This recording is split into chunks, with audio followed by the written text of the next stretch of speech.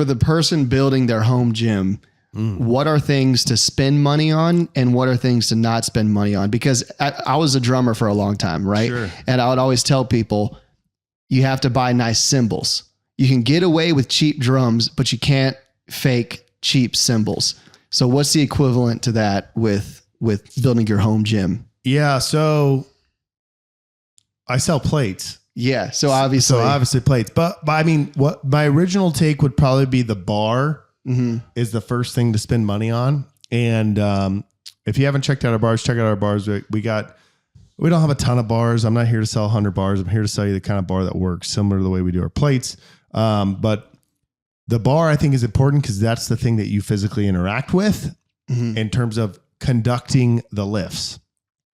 If you buy cheap plates, I was just working out at my sister's garage in Raleigh, and my sister's great. She bought a plate tree from us. She bought our OG Captain squat rack. She has her deadlift mats, and she actually bought from us, if you don't know this, before we started selling Made in America, smooth yet easy to grip, cast iron, E-coated plates.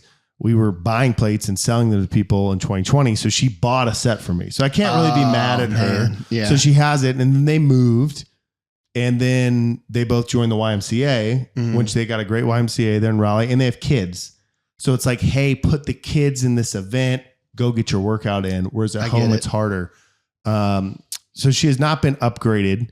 But I think I lifted 440-ish there. Maybe. Yeah, maybe. But maybe is the word. So, but if you're in your home gym and you buy a set of plates and the plates suck and they're inaccurate, but they're yours, then it doesn't really matter as long as the load in the bar is going up. You know you're still making progress, even if you may be deadlifting 308 and you think you're deadlifting 315, but it doesn't matter. Yeah. Now, you go to a commercial gym and they have cheap plates. Well, those plates rotate around the gym and now you have variance. Right. But I will say, and it's not really just a sales pitch. It's just because before the Strength Code, no one made plates that made the lifting experience so nice. Right. Of literally, hey, this actually is easy to grip, pull off, throw on a plate tree.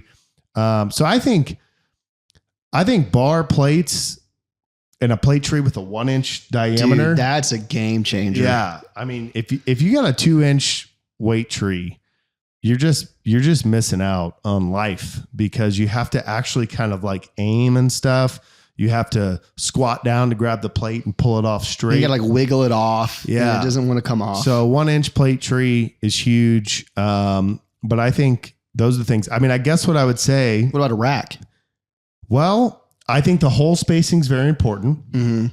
So when we first came into the Strength Co in Greenville, South Carolina, gyms.thestrength.co/Greenville, located inside of a rock climbing gym called Blockhaven. I upgraded their bars and plates first. And then I told them I'd do the racks, and we have our racks in there. But they had racks with 3-inch spacing. And that sucks. Yeah. Because you can't. I mean, I did a little clinic in Burlington, North Carolina last week. Had a 65-year-old lady and like a 40-year-old dude. Maybe 50. I can't remember. He was strong. So age when you're strong. What is age? What is age? But it was, there's like a monolift over there, but all the power lifters are at it. And then there's like a crummy, I'm not saying Titan's crummy, but like a crummy Titan rack.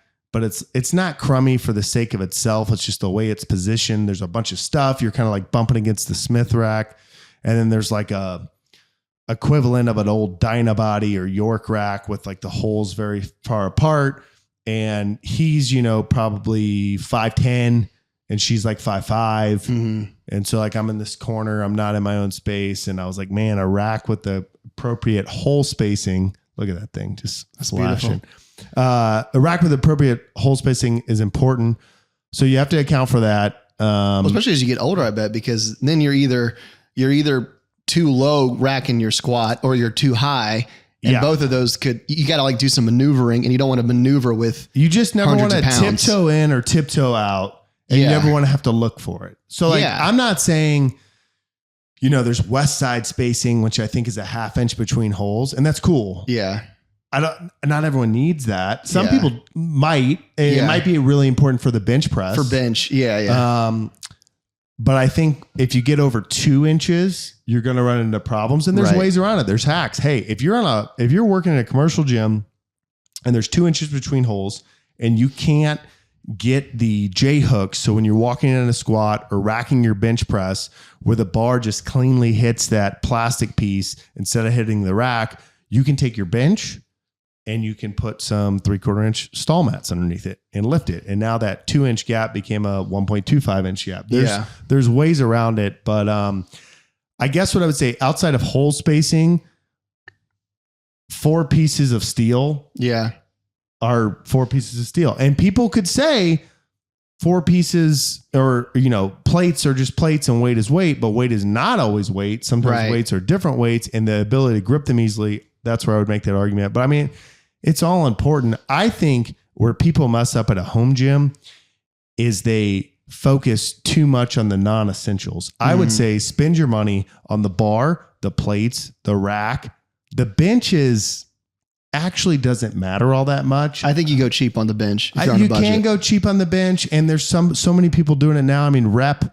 I was talking to Tommy from Massonomics. He built his home gym, and he built a gym like basically how I would build one right now. Bare minimal barbell stuff. He did buy an adjustable bench because he said, hey, I do the big barbell lifts, but if I have an adjustable bench and then I end up adding in dumbbells and other things, now I have options. Right. So, but yeah, I tend to agree. If I was on a budget, I would spend money on bar and plates and then rack. Plate tree's up there for me though, because it's the user experience. Yeah. And but that's like a luxury though. You don't need it, but it does make your life like 10% better. Yeah.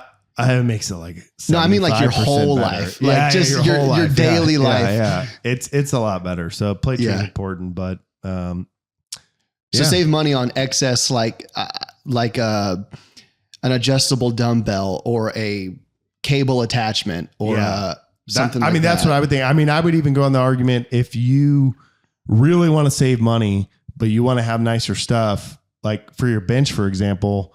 Lumber skyrocketed back in the day, but now it's back to normal. We have a DIY video on how to make your own bench, and you could make a wooden bench that'll cost you $40. Yeah. And an iron bench with a nice leather tops can be $300. So you save $250 there. Now you can get a better bar, better plates, and at all the lifts you're doing, assuming you're running an intelligent program and you're squatting, benching, pressing, deadlifting. Well, I'm only benching, so that's a place to save money. But yeah, I mean, it's you're investing in your life. Yeah. Should you even try to save money at all? Buy it nice or buy it twice. That's right. That's what I like to say.